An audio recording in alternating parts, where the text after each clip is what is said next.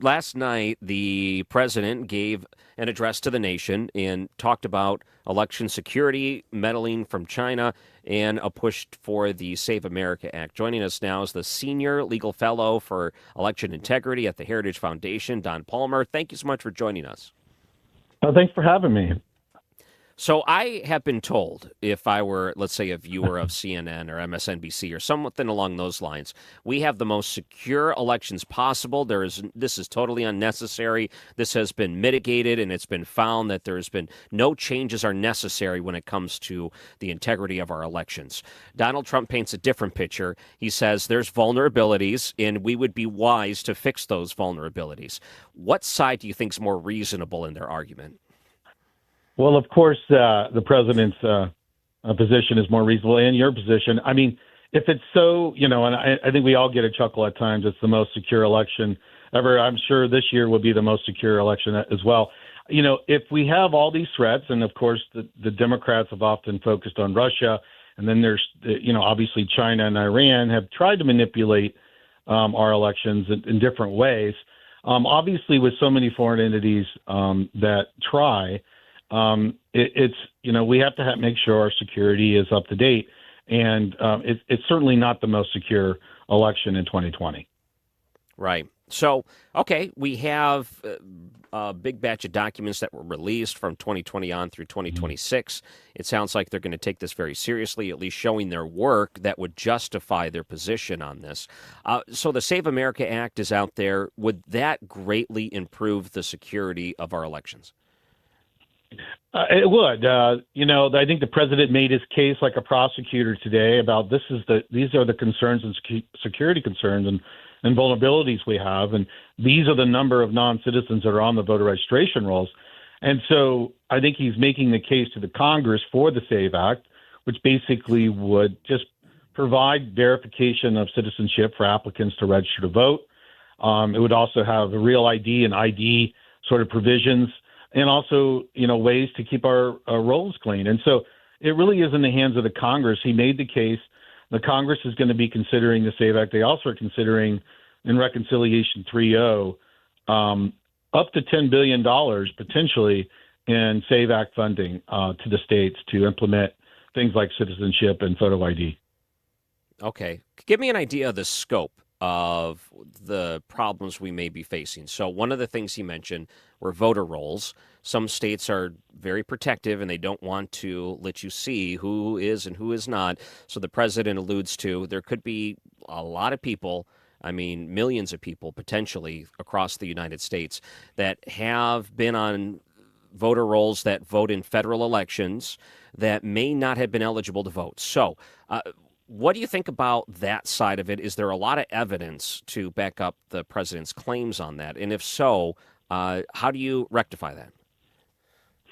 Well, over the last year and a half, the Department of Justice and DHS, they've been asking for voter registration rolls, and many states have participated. Some states have not. The courts, in some cases, have not required states to provide that. But they did the analysis at DHS anyways with the evidence they had and provided that to the president. And so I think it's a given that there are non-citizens on the voter registration rolls. We see this in the states that have done the analysis.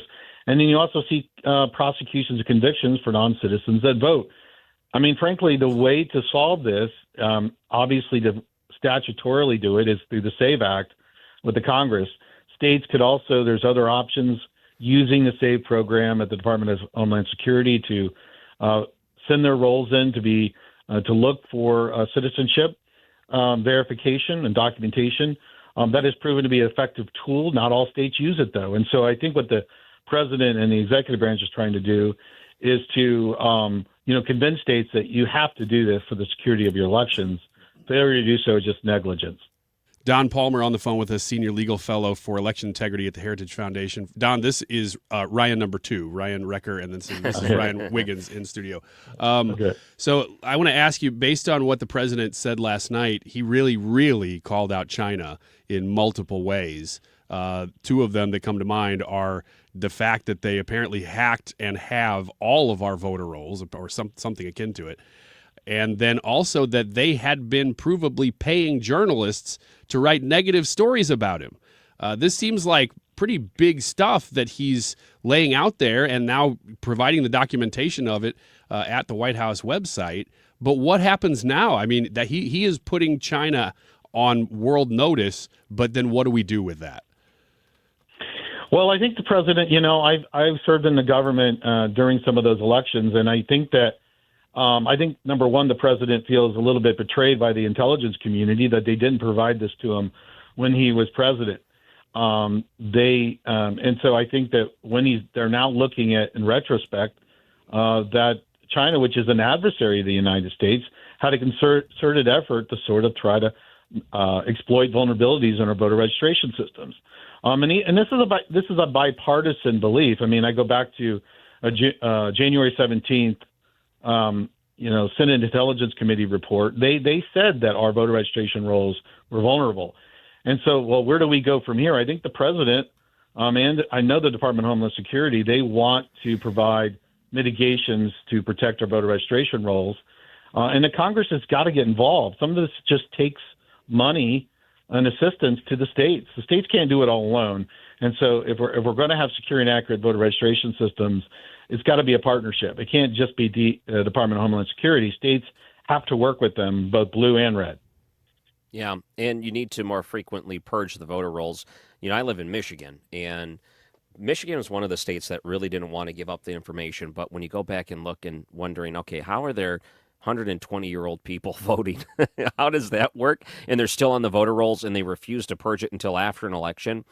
Even after there was a statutory limit for them to purge, they decided not to do it. Now, I've seen these things firsthand, and I'll use Michigan again as another example, because they'll give this information to third-party nonprofit organizations, and they do whatever they want with it, but they refuse to give it to the federal government to make sure we're in good terms, we're in good standing when it comes to federal elections. It's just nonsense, honestly. So there is the SAVE Act. It's sitting there. That would be a easy way to make sure you have to verify you're an eligible citizen that is eligible to vote. And if not, then it would raise some red flags. We need a better checks and balances, federally speaking, and even throughout the states in order to make sure that we don't even have the option for fraud. And he's saying that this is a very easy plea. We have to do something here, but there's so much opposition to it, and it feels like there's going to be no answer to this by the time for the midterms. Maybe there's hope for the future, though. Well, I think you're right. I mean, I think that cleaning the voter rolls, maintaining a process that you can have accurate voter rolls is something that's eluded a lot of states. And, the bottom line is the Trump administration has done more than any other previous registration to help the states and assist them in cleaning the voter rolls. The SAVE program at Department of Homeland Security that provides, evidence of citizenship or lack thereof, that's provided free to the states. And of course, some states don't want to use the information or refuse to, but it's become a very valuable tool not only for non-citizens but also identifying deceased voters that are on the vote rolls. And so a number of states have used that, and of course that's now in litigation. But I think that moving forward, the answer in the end may be, again, the states. 2016 is approaching. There's going to be some sort of climax to the debate over the SAVE Act. There may be monies in reconciliation to provide to states to implement parts of the SAVE Act. But in the end, some of the states are going to have to lead, and that's why there's some states like Florida and some other states that are implementing documentary proof of citizenship laws. And therefore, each state will sort of approach this with what works for them. And so, I think there's all hands on deck for the upcoming 3 to 4 weeks here, but on the budget and in sort of in this session, but prior to the midterms. But I think you're right. I think in the end, we'll see where the dust settles and how the states would move from there. Okay. Do we have time for one more question? I don't know if we're running too late or not. This is kind of a controversial question. So mostly because we understand when it comes to the history of Dominion voting machines, we know that they're very quick to hop into a lawsuit. There's been some pretty big settlements that were made, ruins people, really, when it comes to voting machines. So last night, the president brings up Venezuela as an example of how these things can be manipulated.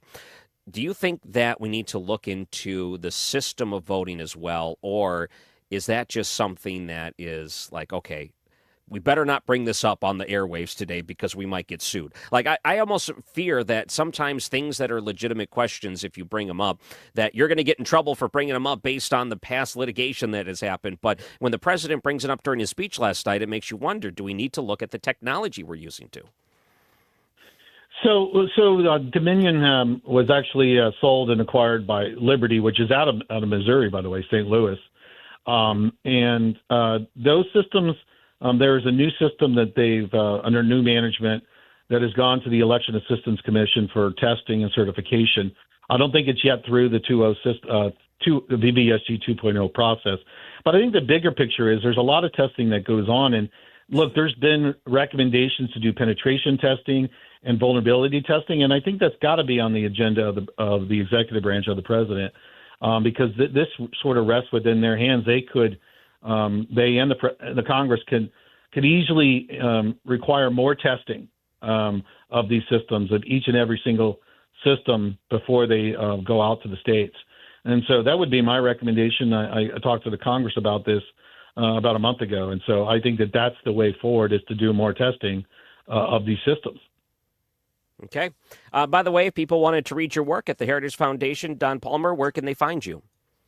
Well, they can find me on X at Voting Guy, or they can find my bio on the website and reach out to me.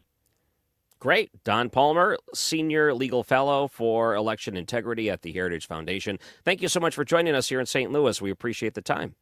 Thank you for having me. Thank you. Bye.